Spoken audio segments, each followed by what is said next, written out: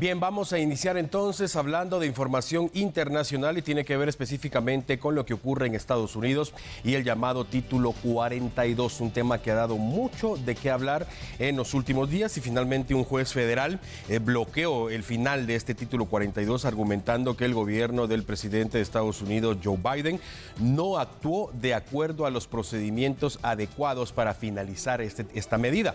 Recalcó también que la administración actual puede solicitar actuar en una condición de contingencia, pero eso no significa que el mandato de este esté concluido. Así que continúa vigente entonces el Título 42. Esta fecha era muy importante definitivamente, y para hablar del tema ya tenemos a esta hora en vivo desde Estados Unidos a la periodista de La Voz de América, Natalie Salas. Bienvenida a TN23, un tema que ha dado mucho de qué hablar, un tema de mucha polémica y hoy una fecha importante en la que se suponía iba a ocurrir algo importante también respecto del Título 42, pero las cosas cambiaron desde el pasado fin de semana. Natalie.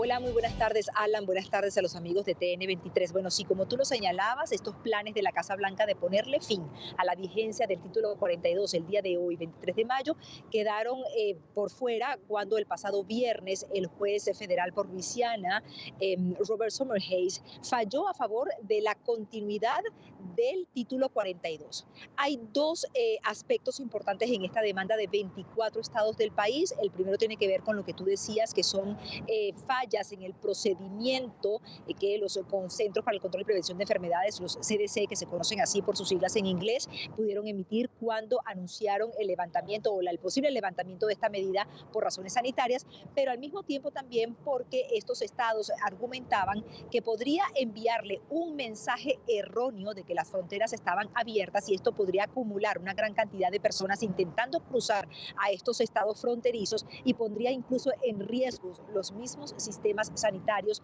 de estos estados. Ahora, según cifras de la patrulla fronteriza y aduanas, en lo que va de año han tenido un aproximado de 143,000 encuentros con personas que intentaban cruzar de manera irregular, lo que representa un 56% de aumento si se compara con el año pasado. Esto según cifras del CBP aquí en Estados Unidos. Estamos hablando de cifras que fueron dadas aquí por el Departamento de Aduanas y Atención Fronteriza de El Paso, en Texas.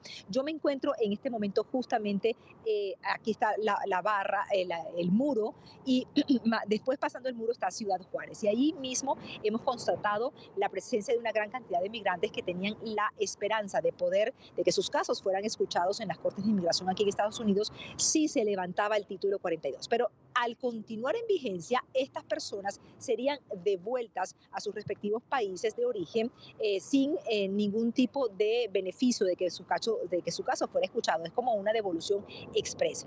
¿Qué está haciendo la Casa Blanca? Bueno, la Casa Blanca está trabajando junto con abogados del Departamento de Justicia para apelar a esta decisión ante una corte de apelaciones. Este proceso pudiera llevar varios días o quizás semanas, todavía no se conoce. Lo cierto es que el presidente Joe Biden o la Casa Blanca ha dicho que está trabajando para poder apelar a esta decisión y poder de alguna manera continuar con sus planes de hacer, como ellos mismos han señalado, de un sistema de inmigración más humano y más justo. Natalie, en el caso de las personas que tratan de llegar o ingresar de manera irregular a Estados Unidos, provenientes de México y Centroamérica, estas personas siguen siendo llevadas de nuevo al lado mexicano. Sí, permanecen en México. Algunas también son deportadas de alguna manera o devueltas a sus países de origen. Sin embargo, recordemos que esta es una situación que se está presentando desde hace ya bastante tiempo. Hay migrantes incluso, Alan, que pueden estar esperando hasta 2 años. De hecho, este es el caso de algunas personas que esperan hasta 2 años. En ese caso, hay muchas de ellas que han preferido acogerse a las leyes mexicanas y continuar en México y de repente conseguir una estabilidad en sus vidas en territorio mexicano. Otras prefieren regresar a sus países de origen y ya se cumplen más de un año de la visita, por ejemplo, de la vicepresidenta de Estados Unidos, Kamala Harris, a algunos países de Centroamérica para poder definir o estrechar los lazos y convenios para mejorar las condiciones de estas personas en el terreno, en sus propios países y evitar que se puedan venir para acá buscando quizás un futuro que en este momento es incierto. Lo que queda en vigencia en este momento es el título 8, que indica que aquellas aquellas personas que no tengan argumentos válidos o robustos para poder llenar un caso de asilo, estas personas igual son devueltas porque no tienen un caso robusto que pudieran llevar ante una corte de inmigración y no pudieran pasar lo que se conoce como la prueba del miedo creíble, que es decir, que esta persona pueda argumentar y que se le crea que su caso es lo suficientemente fuerte para poder ser considerado. Hay algunas personas que incluso, por ejemplo, hemos podido constatar y hemos visto ayer grupos de 5 o 6 personas que sencillamente se entregan a las autoridades fronterizas con la esperanza de que puedan emitir su caso o sencillamente también porque son devueltas de esta manera porque es lo que en este momento está vigente. Natalie, es muy importante mencionar también un punto en este momento. Por ejemplo, en Guatemala estamos apenas empezando el invierno. Sabemos de que en esas personas que están del lado mexicano hay muchos guatemaltecos, como bien lo mencionabas, incluso hasta 2 años han pasado ahí. En cuanto a las condiciones del clima, se trata en la mayoría de casos de personas centroamericanas que no están acostumbradas a los niveles extremos. Si hablamos de calor, por ejemplo, y de frío en horas de la madrugada, ¿cuál es la situación en cuanto al clima en este momento? Y estas personas, ¿cómo se están protegiendo?